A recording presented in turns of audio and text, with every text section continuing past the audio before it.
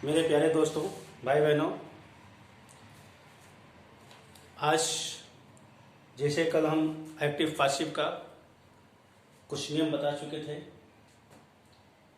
और वो नियम एक चार्ट में बनाकर एक टेबल बनाकर उसको बता चुके हैं। क्योंकि नियम अगर लिखाते तो बहुत लंबा समय लग जाता है, इसलिए शॉर्टकट नियम को एक स्ट्रक्चर कैसे होता है, subject, helping verb, main verb, object कैसे लिखा जाता है, प्रत्येक टेंस का 12 टेंस में जो 8 टेंस की चेंजिंग होती है, उस 8 टेंस की हम स्टेप बाय स्टेप उसको बता चुके हैं। अब उसमें उस टेबल को अगर आपको अच्छी तरह से नॉलेज है तो यहाँ पर कैसे भी क्वेश्चन को आप एक्टिव से पासिव चेंज कर सकते हैं। आज का पहला क्वेश्चन है। सबसे पहले एक चीज बता देना चाहते हैं, एक तो बता चुके 8 टेंस की वॉइस चेंज होती है, दूसरे यहां पर किस प्रकार के सेंटेंस की वॉइस चेंज होती है। जो ट्रांजिटिव वर्ब होता है, ट्रांजिटिव वर्ब की वॉइस चेंज होती है। अब ट्रांजिटिव वर्ब किसे कहते हैं, वर्ब चैप्टर में आप पढ़ चुके हैं। वर्ब कई प्रकार के होते हैं, ट्रांजिटिव, इंट्रांजिटिव, लिंकिंग वर्ब, एग्जरी, जिसमें प्राइमरी और मॉडल 2 प्रकार के हैं, तो 5 प्रकार के वर्ब होते हैं।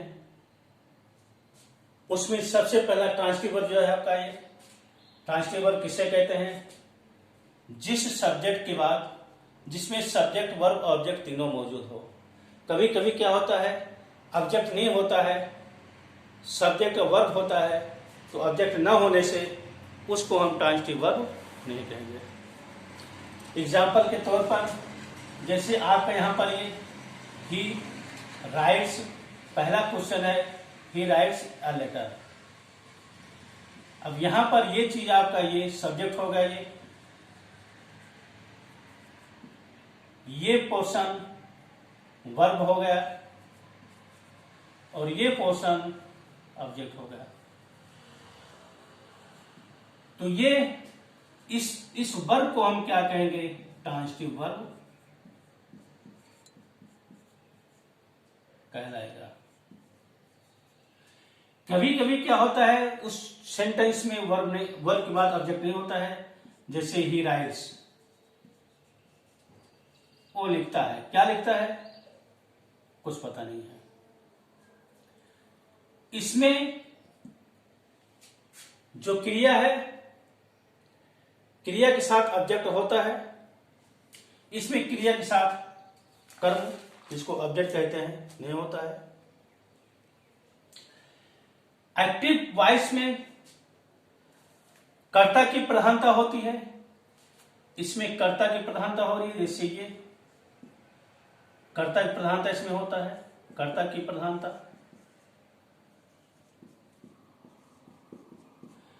और पासिव वॉइस में कर्म की प्रधानता, कर्म की प्रधानता होती है। इसको कर्म को मेन माना जाता है, क्योंकि उसी ऑब्जेक्ट को हम सब्जेक्ट बना देते हैं, इसलिए इसको कर्म को यहां पर मेन। जैसे ए लेटर,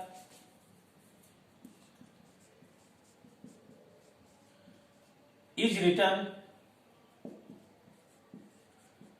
एक पत्र लिखा गया। अब ये letter is written by him, तो यहां पर जो हो रहा है, इसकी प्रधानता हो रही है, प्रधानता, और इसमें इसकी प्रधानता हो रही है। प्रधानता था कि लेटर इज रिटन, अगर हम बाय नहीं लिखते तो भी हमारा सेंटेंस एक पूरा होता है। पत्र लिखा गया, किसके द्वारा गया, उसके द्वारा लिखा गया, तो भी सेंटेंस हमारा पूरा हो जा रहा है। लेकिन यहां पर ही राइट्स, वो लिखता है, क्या लिखता है, एक पत्र लिखता है। अगर इसको नहीं लिखते हैं तो हमारा सेंटेंस पूरा नहीं होता है, इसलिए यहां पर इसकी प्रधानता यहां पर दे रहे हैं। और यहां पर कभी जब ऑब्जेक्ट, वर्ब के बाद ऑब्जेक्ट नहीं होता है तो उसको इंट्रांजिटिव वर्ब मानते हैं, और इंट्रांजिटिव वर्ब की वॉइस नहीं बदलती है। अब आते हैं क्वेश्चन पर डायरेक्ट। पहला क्वेश्चन तो लगभग मैंने बता दिया है, फिर से लिख लीजिए पहले क्वेश्चन को। क्वेश्चन नंबर 1, ए लेटर पहले लिख दीजिए। ए लेटर, क्योंकि ऑब्जेक्ट को सब्जेक्ट बनाइए, जो हमने इंस्ट्रक्शन बताया है। लेटर कौन सा टेंस है? प्रेजेंट इंडिफिनिट है। प्रेजेंट इंडिफिनिट में इज एम आर सब्जेक्ट के अनुसार प्रयोग होता है हेल्पिंग वर्ब। तो एक लेटर है साथ इज, ए लेटर इज। मुख्य क्रिया का थर्ड फॉर्म में जो मेन है इसका third form write wrote written, letter is written. Last में हमने बताया बाई, बाई का, बाई के बाद फिर क्या होगा? ही का ऑब्जेक्टिव फॉर्म क्या होगा? ही। इसको डायरेक्ट बता चुके हैं प्रोनाउन चैप्टर में। Subjective form, objective form, possessive form इसको बता चुके हैं। वही चीज यहाँ पर है, उसको दोबारा पुनः जाकर उस चैप्टर को, उस टेबल को देख लीजिएगा। ये चीज आपका हुआ। क्वेश्चन नंबर 2 में चले आइए। क्वेश्चन नंबर 2 में the merchant took the dead parrot from the cage. Dead parrot, अब टुक क्रिया हो गया, क्रिया के बाद जो आपका लिखा गया ये डेड पैरेट आपका ऑब्जेक्ट होगा ये। तो डेड पैरेट को हम पहले लिखेंगे the dead parrot,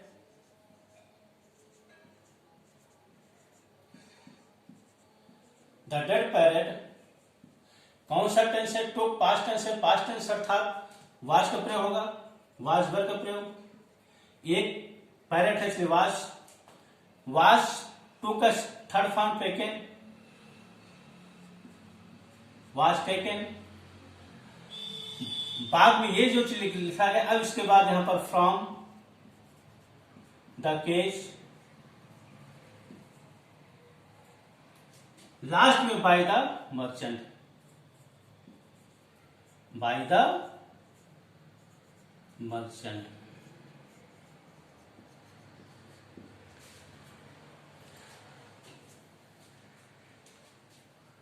by the merchant. ये पोर्शन हमारा ऑब्जेक्ट नहीं है। कभी के लोग इसको बाय, इसको पहले इसको ऑब्जेक्ट मानकर सब्जेक्ट मानकर लिख देंगे। फ्रॉम प्रीपोजिशन के बाद आपका है, ये प्रीपोजिशन के बाद अगर कोई नाउन प्रोनाउन किया गया है तो ऑब्जेक्ट नहीं माना जाएगा, वो कंप्लीमेंट हो रहा। प्रेडिकेट का कंप्लीमेंट है, कंप्लीमेंट को पहले नहीं लिखेंगे। जो हमारा नाउन प्रोनाउन है, क्रिया के बाद अगर नाउन प्रोनाउन होता है तो उसको हम ऑब्जेक्ट मानते हैं, तो नाउन प्रोनाउन को हम सब्जेक्ट बनाएंगे। ये चीज हमारा हो गया। Number 3, the garden has mode the lawn. क्रिया हमारी ये होगी पास्ट, ये हैज मोड है तो अर्थात प्रेजेंट परफेक्ट हो रहा। प्रेजेंट परफेक्ट हो जाने से ये द लॉन हमारा ये हो गया, द लॉन अर्थात बगीचा जो हो रहा है, ये बाग बगीचा, द लॉन। हैज है तो हैज अर्थात प्रेजेंट परफेक्ट रहेगा। चेंजिंग क्या होगा? बीन का प्रयोग हो जाएगा इसमें, हैज बीन। मोव्ड, मोव्ड का इंग्लिश होता है घास काट कर ढेर बनाना। Mowed, the lawn has been mowed by the gardener. Gardener के द्वारा लॉन के घास काटकर ढेर बना दी गई। इस तरह से आपका ये क्वेश्चन नंबर 4 कोई बहुत कठिन नहीं है, सिर्फ सहायक क्रिया, मुख्य क्रिया को आपको यहाँ पर मुख्य क्रिया थर्ड फॉर्म में यही पहचानना है कि सब्जेक्ट पोर्शन क्या है, ऑब्जेक्ट पोर्शन क्या है, और उसके बाद हेल्पिंग वर्ब क्या होगा। प्रत्येक टेंस का जो टेबल होता है, टेबल महत्वपूर्ण टेबल है, उस टेबल को दोबारा उसको दे लीजिएगा, याद कर लीजिएगा। जो कहीं कुछ समस्याएं होती हैं उसको पुनः उसको पूछ लीजिएगा। अगली वीडियो में उसको हम कंफर्म कर देंगे। अगला क्वेश्चन है his daughter blamed him for कॉटली, अर्थात हिम, ये क्रिया हो गया, क्रिया के बाद हिम हो गया, हिम का यहाँ पर सब्जेक्ट ही हो जाएगा। पास्ट टेंस है, ये भी पास्ट टेंस है। ज्यादातर पास्ट टेंस के क्वेश्चन पूछे गए हैं, ये 18-19 के क्वेश्चन है। ये ज्यादातर क्वेश्चन पास्ट टेंस पूछे गए हैं और बहुत छोटे सेंटेंस है, बहुत बड़े सेंटेंस नहीं है।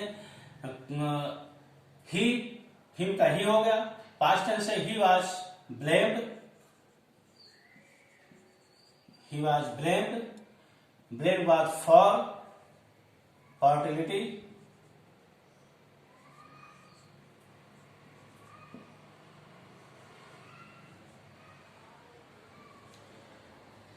he was blamed for quadrility by his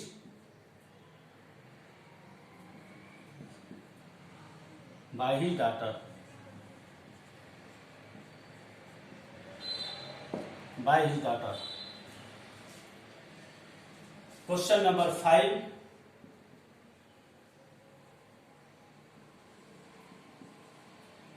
the student will learn the question. Learn के बाद यह आपका क्वेश्चन हो गया, क्वेश्चन अर्थात द क्वेश्चन ऑब्जेक्ट हो गया।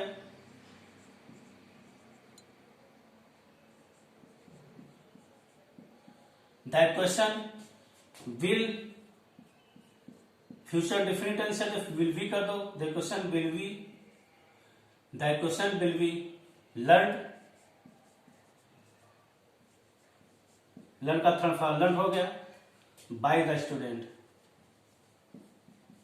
बाय कोई नई चीज में नहीं, जो कि हम आपको हर सेंटेंस में एक ही चीज है, कोई नई चीज नहीं जो कि आपको हम बताएं। ये पेपर का ही क्वेश्चन है, कल हम पेपर के अलावा और भी दूसरे प्रकार के क्वेश्चन थोड़ा बड़ा सेंटेंस देते हैं, उसको हम कराते हैं दूसरे पार्ट में। अभी तो जो पेपर क्वेश्चन आया उसी क्वेश्चन को बता दे रहे हैं। Question number 6, she open the lock. Question number 6 में शी ओपन द लॉक। अब लॉक इसमें वर्ब आपका ये हो गया, इसके बाद द लॉक आपका ऑब्जेक्ट हो गया। द लॉक को पहले कर दो। द लॉक वाज, क्योंकि ओपन पास्ट टेंस है, the lock was open, the lock was open by हर। इस तरह से आपके 6 क्वेश्चन कंप्लीट हो गए। कल पुनः अगली वीडियो में और क्वेश्चन बताएंगे और थोड़ा सेंटेंस लंबा बताएंगे, और जिसमें डबल ऑब्जेक्ट होता है डबल ऑब्जेक्ट को बताएंगे। डबल ऑब्जेक्ट का 2 रूप होता है, 2 तरह से होता है। इसके बाद इंट्रोगेटिव बताएंगे, इंट्रोगेटिव में किस प्रकार के होते हैं, अलग अलग नियम, सभी नियम बताएंगे। ये इस तरह से इस वीडियो को देखने के बाद लाइक और सब्सक्राइब कर दीजिएगा। सब्सक्राइब और कमेंट्स भी करिएगा, जहां पर कोई समस्याएं हो, कोई गलती हो, उसको अगली वीडियो में इम्प्रूव हो जाए। कृपया करके इसको लाइक और सब्सक्राइब कर दीजिएगा। धन्यवाद।